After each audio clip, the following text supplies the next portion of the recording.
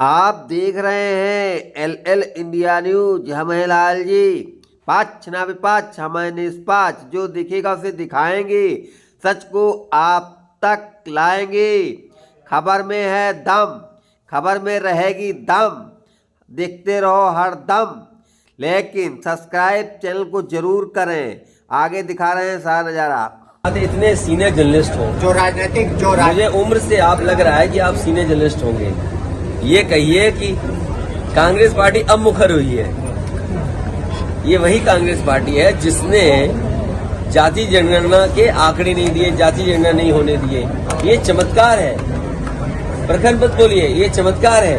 क्योंकि सबको एहसास हो गया है कि जब तक पिछड़े, दलित और आदिवासी और अल्पसंख्यक भाइयों का साथ नहीं लोगे तो आप कामयाब नहीं होगे। आपने नहीं देखा, प्रधानमंत्री जी खुद कहते हैं हम पिछड़े हैं। तो अगर पिछड़े, दलित और आदिवासी और अगड़े भी कुछ अगर जाति जनगणना मांग रहे हो तो इसमें क्या बात है।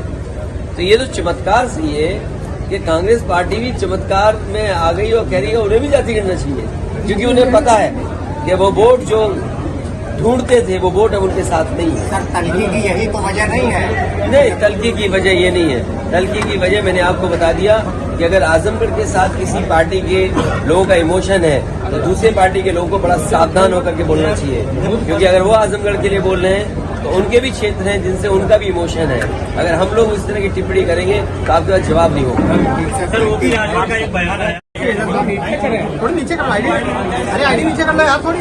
मैं अपने पत्रकार साथियों का धन्यवाद देता हूं कि इस समय भी आपसे मुलाकात हो रही है।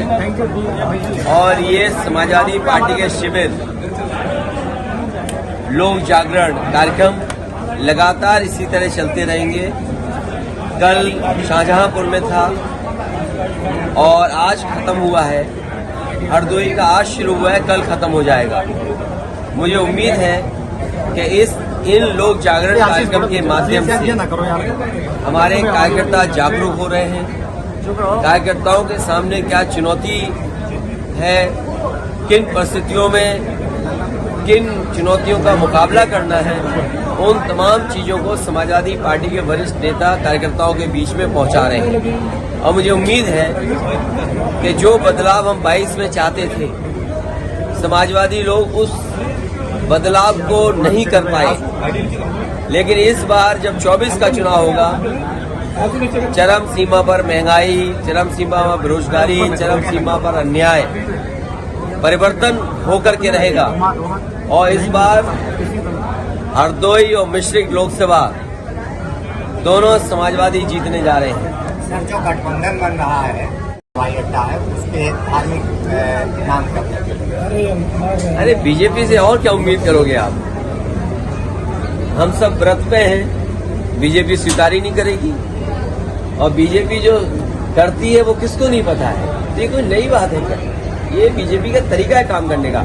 लेकिन अगर उनसे ये पूछो कि आज महंगाई बढ़ गई है, बेरोजगारी बढ़ गई है, बिजली का बिल आम आदमी नहीं दे पा रहा है, हरदोई में किसी किसान का अभी तक धान खरीदने का इंतजाम नहीं होगा, जो एमएसपी है, जो मिलना चाहिए वो तक सरकार नहीं दे पा रही है। और कहाँ सरकार सपना दिखा रही थी कि आय दोगुनी होगी किसान की। मैं अभी शाहजहांपुर से चल के आया हूँ, लखनऊ से शाहजहांपुर गया, डिवाइडर पे कोई नई व्यवस्था दिखाई दे रही है मुझे ट्रैफिक की। शायद यहाँ भी सड़क पे वो ट्रैफिक की व्यवस्था देख रहे होंगे।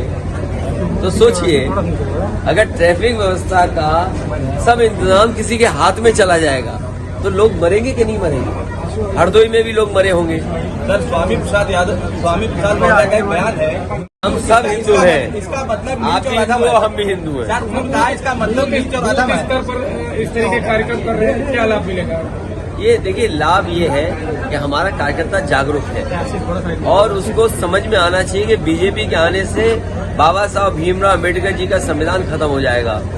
अभी आपने जिला पंचायत चुनाव देखे होंगे, एमएलसी के चुनाव देखे होंगे। अब ये बात मुझसे मत पूछना कि सदस्यों को कैसे उन्होंने वोट ले लिया, बीडीसी लोग कैसे वोट दे देते हैं, और किसी का पर्चा कैंसिल हुआ, किसी का पर्चा छीन लिया गया। और आपको याद होगा, लखीमपुर बगल का जिला है, जहां पर एक माता और बहनें जब नॉमिनेशन के लिए गई, उनका पर्चा किस तरह खींच लिया गया, साड़ी और कपड़े फाड़ दिए। तो ये बीजेपी अगर आ गई तो बाबा साहब भीमराव अम्बेडकर जी का संविधान चला जाएगा। यही हम कार्यकर्ताओं को समझा रहे हैं। सर, इंडिया गठबंधन का